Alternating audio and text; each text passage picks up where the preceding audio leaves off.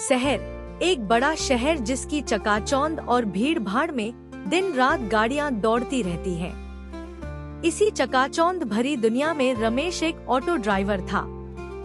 वह मेहनती और ईमानदार आदमी था जो अपने छोटे से परिवार का पेट पालने के लिए सुबह से रात तक ऑटो चलाया करता था।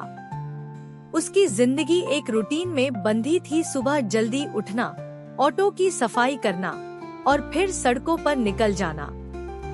दिन भर वह यात्रियों को उनके मंजिल तक पहुंचाता और शाम को थकाहारा घर लौट आता। रमेश की दुनिया छोटी थी लेकिन उसे अपने काम से संतोष था। परंतु शहर में रोज नए नए संकट और चुनौतियां सामने आती थी।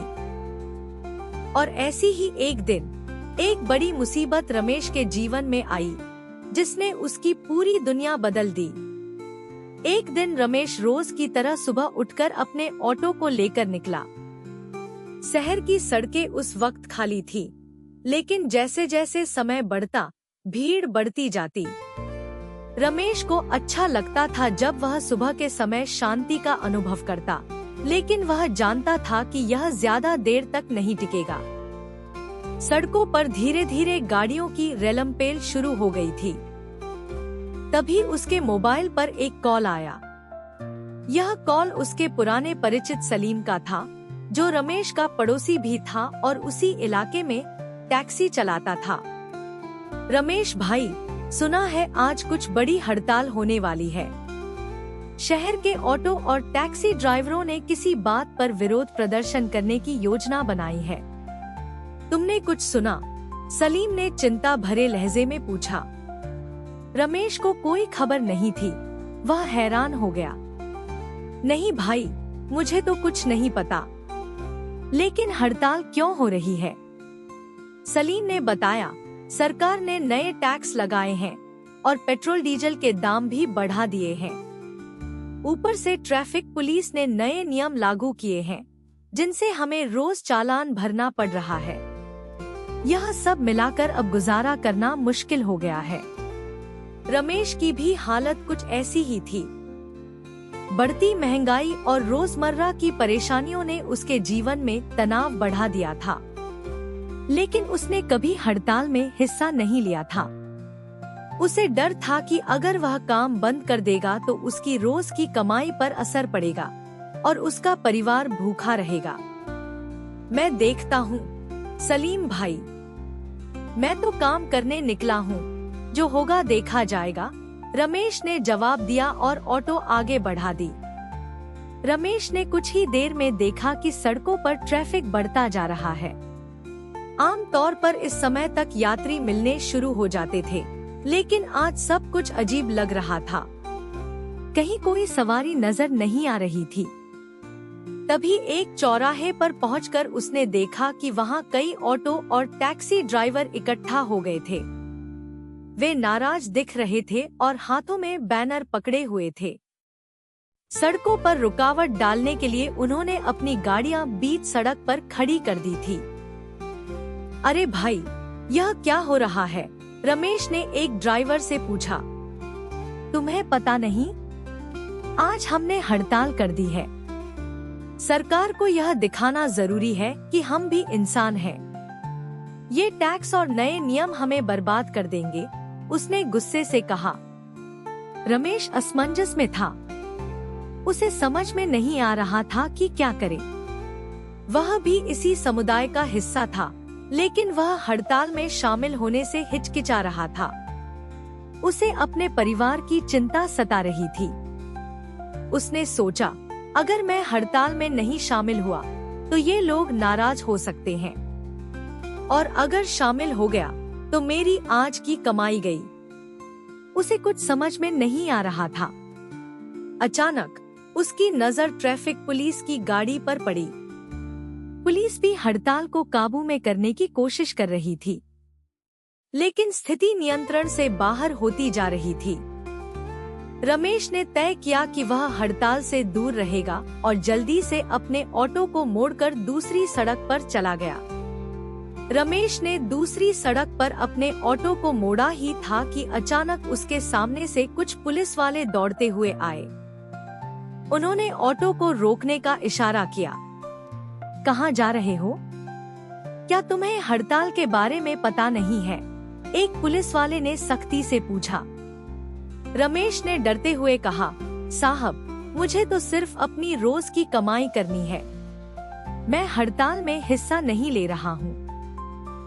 पुलिस वाला चुप रहा, लेकिन उसने रमेश की ऑटो की पूरी जांच की। फिर वह बोला, अभी तुम यहाँ से जाओ, वरना तुम्हें भी हड़ताल में घसीट लिया जाएगा। रमेश ने पुलिस की बात मान ली और तेजी से ऑटो को आगे बढ़ा दिया। लेकिन सड़कों पर बढ़ते तनाव और भीड़ ने उसे घेर लिया। हर तरफ से प्रदर्शनकारियों के नारे और पुलिस की चेतावनियां सुनाई दे रही थी।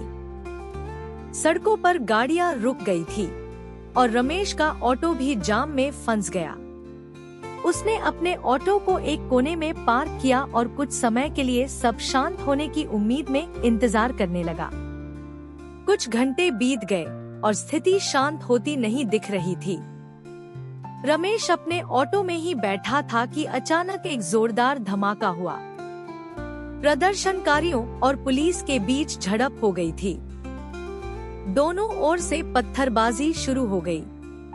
रमेश का दिल तेजी से धड़कने लगा। उसने सोचा, मैं तो सिर्फ अपना काम करने आया था, लेकिन अब इस मुसीबत में फंस गया हूँ। भीड़ बेकाबू होती जा रही थी। रमेश ने देखा कि कुछ प्रदर्शनकारियों ने आसपास की गाड़ियों पर हमला करना शुरू कर दिया। उसे डर लगने लगा कि कहीं उसका ऑटो भी बर्बाद न हो जाए। उसने तुरंत फैसला किया कि वह यहाँ और नहीं रुकेगा। लेकिन जाम में फंसा हुआ ऑटो निकालना नामुमकिन था। उसे अपनी आंखों के सामने अपनी मेहनत की कमाई बर्बाद होती दिखाई दे रही थी। उसने जल्दी से ऑटो से बाहर निकलकर अपने ऑटो को बचाने की कोशिश की, लेकिन तब तक बहुत देर हो चुकी थी। भीड़ में कुछ लोगों ने उसका ऑटो पलट दिया और उसके शीशे तोड़ दिए। रमेश पूरी तरह असहाय महसूस कर रहा था। रात हो चुकी थी और हड़ताल खत्म होने की खबर आई, लेकिन रमेश का ऑटो बर्बाद हो चुका था। उसे यह समझ में नहीं आ रहा था कि अब क्या करे। घर पर बीवी और बच्चों का इंतजार था और उसके पास अब कोई साधन नहीं था कि वह घर का खर्च चला सके। उसके पास जो थोड़ी बहुत जमा पूंजी थी, वह भी इस ऑटो में लग गई थी। रमेश भारी मन से घर लौट आया। बीवी ने जब उसका टूटा हुआ चेहरा और ऑटो की हालत देखी, तो उसे समझ में आ गया कि आज कुछ बुरा हुआ है। अब क्या करेंगे, रमेश? उसकी बीवी ने चिंता से पूछा। रमेश ने सिर झुका लिया। उसकी आंखों में आंसू आ गए। वह कुछ नहीं बोल सका। लेकिन कुछ दिन बाद रमेश ने हार मानने से इनकार कर दिया। उसने ठान लिया कि वह अपनी किस्मत को बदल कर ही रहेगा।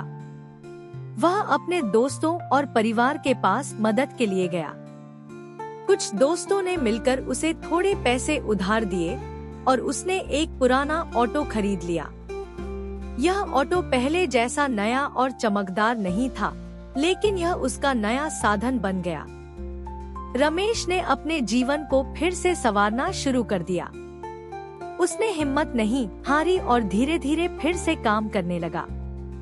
अब वह समझ चुका था कि जिंदगी में मुश्किलें आती हैं, लेकिन उनसे डरकर भागना सही नहीं है। रमेश की यह कहानी एक सीख देती है कि जीवन में चाहे कितनी भी मुसीबतें क्यों न आएं, हार मान लेना समाधान नहीं है। शहर की चकाचौंध भरी जिंदगी में हर किसी को अपनी जगह बनाने के लिए संघर्ष करना पड़ता है। रमेश ने अपनी मेहनत और लगन से यह साबित किया कि कठिन समय भी बीत जाता है, अगर इंसान में हिम्मत हो। रमेश अब पहले से ज्यादा सावधान और समझदार हो गया।